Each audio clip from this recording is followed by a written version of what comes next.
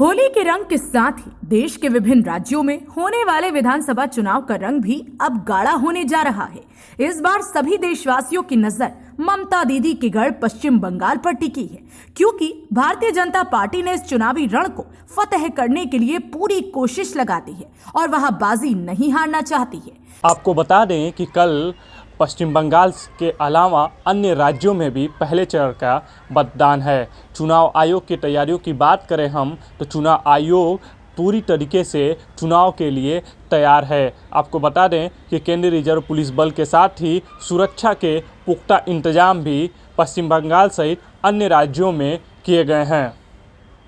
तृणमूल कांग्रेस और भारतीय जनता पार्टी के बीच चल रही चुनावी जंग ने पश्चिम बंगाल विधानसभा चुनाव को एक घमासान में तब्दील कर दिया है, जहां एक तरफ प्रधानमंत्री नरेंद्र मोदी और गृह मंत्री अमित शाह की अगुवाई में बीजेपी अपनी पूरी ताकत इन चुनावों में झोंक रही है, वहीं दूसरी ओर मुख्यमंत्री ममता बनर्जी भी अपनी सत्ता बरकरार रखने में कोई कसर नहीं छोड़ रही।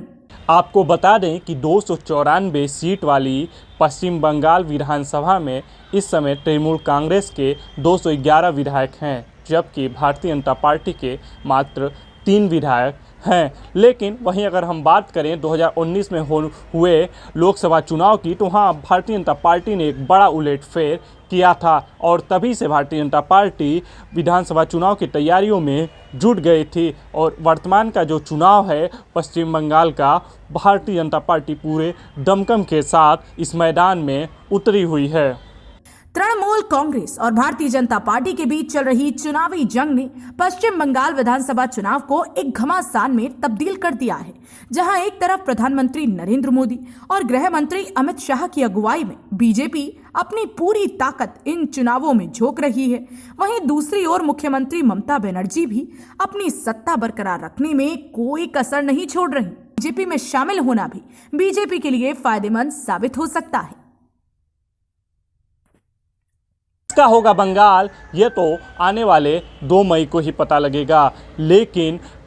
इस होली के बीच चल रहे राजनीतिक रंग में अगर बीजेपी सत्ता में काबिज होती है तो यह भारतीय जनता पार्टी के लिए एक बड़ी कामयाबी होगी और आने वाले 2022 के यूपी सहित अन्य विधानसभा चुनाव में भी एक अच्छा संदेश भारतीय जनता पार्टी को लेकर के जाएगा। लेकिन अगर वही हम बात करें तृणमूल कांग्रेस और सीएम ममता बनर्जी की, तो अगर वह सत्ता को बचा लेती हैं तो यह कहीं ना कहीं भारतीय जनता पार्टी और प्रधानमंत्री नरेंद्र मोदी के लिए भी एक गहरा झटका होगा, क्योंकि जिस तरीके से भारतीय जनता पार्टी पूरे दमखम के साथ पश्चिम बंगाल के इस विधानसभा चुनाव में लगी हुई है, उसके बावजूद भी अगर वह चुनाव में बड़ी भूमिका के रूप में सामने नहीं आती है तो कहीं ना कहीं भारतीय जनता पार्टी और प्रधानमंत्री नरेंद्र मोदी के ऊपर भी एक सवालिया निशान खड़े होंगे, क्योंकि आने वाले समय में यूपी जैसे राज्यों में भी बड़ा चुनाव है। अगर ममता बनर्जी अपनी सीट को बचा ले जाती हैं तो कहीं ना कहीं विपक्ष